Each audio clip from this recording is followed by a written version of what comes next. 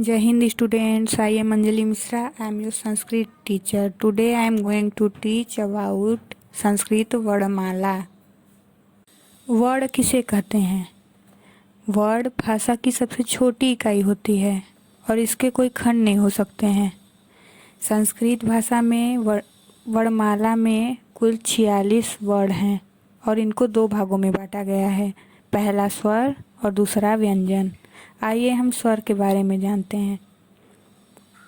अ, आ, ई, उ, री, ऋकार, लृकार, ऐ, ओ, औ।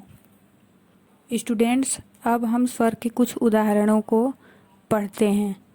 अनलः मीन्स आग, आम्रमम मीन्स आम, इक्षुकः मीन्स गन्ना, ईश्वरः मीन्स ईश्वर, उषणः मीन्स ऊंट, उड़ा मीन्स ऊन, ऋषि मीन्स ऋषि, ऋकार यानी री वर्ड, ऋकार यानी री वर्ड, एक, ऐरावत मीन्स हाथी, ओम, औषधम मीन्स दवा। विशेष, स्वरों को बोलने के लिए किसी अन्य वर्ण की सहायता की आवश्यकता नहीं होती है। स्वर के 3 भेद होते हैं, ह्रस्व, दीर्घ, संयुक्त। जिन स्वरों को बोलने में एक मात्रा का समय लगता है उन्हें ह्रस्व स्वर कहते हैं, जैसे अ, ई, उ, री, लृ। दीर्घ स्वर, जिन स्वरों को बोलने में 2 मात्राओं का समय लगता है यानी ह्रस्व स्वर से 2 गुना समय लगता है, उसे दीर्घ स्वर कहते हैं, जैसे आ, ई, उ, री। तीसरा है संयुक्त स्वर, जो 2 स्वरों को मिलाकर बने हों उन्हें संयुक्त स्वर कहते हैं, जैसे ऐ, ओ और औ। संस्कृत भाषा में व्यंजनों की कुल संख्या 33 है। आइए हम व्यंजनों के कुछ उदाहरण को पढ़ते हैं। कुंभकार मीन्स कुम्हार, खग मीन्स पक्षी, गृंजन मीन्स गाजर, घट मीन्स घड़ा, अंगकार,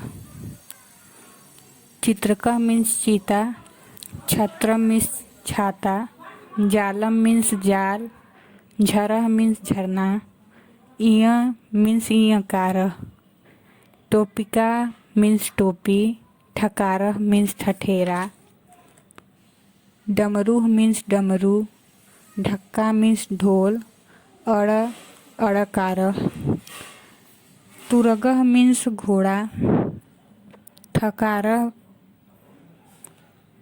द्राक्षा मीन्स अंगूर, धनम मीन्स धन, नयनम मीन्स आँख, पत्रवाहक मीन्स डाकिया, फलम मीन्स फल, बकह मीन्स बगुला, भुसुंडी मीन्स बंदूक, मकर मीन्स मगरमच्छ, यंत्र मीन्स यंत्र, रजकह मीन्स धोबी, लता मीन्स बेल, वानरह मीन्स बंदर, शशकः मीन्स खरगोश, षटपदः मीन्स 6 पैरों वाला कीड़ा, सर्प मीन्स सांप, हंस मीन्स हंस।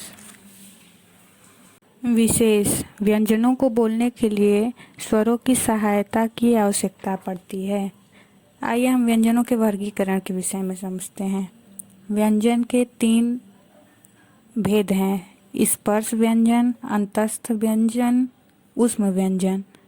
स्पर्श व्यंजन में क वर्ग अर्थात क, ख, ग, घ, अंग, च वर्ग च, छ, ज, झ, इय, ट वर्ग ट, ठ, ड, ढ, अड़, त वर्ग त, थ, द, ध, न, प वर्ग प, फ, ब, भ, म।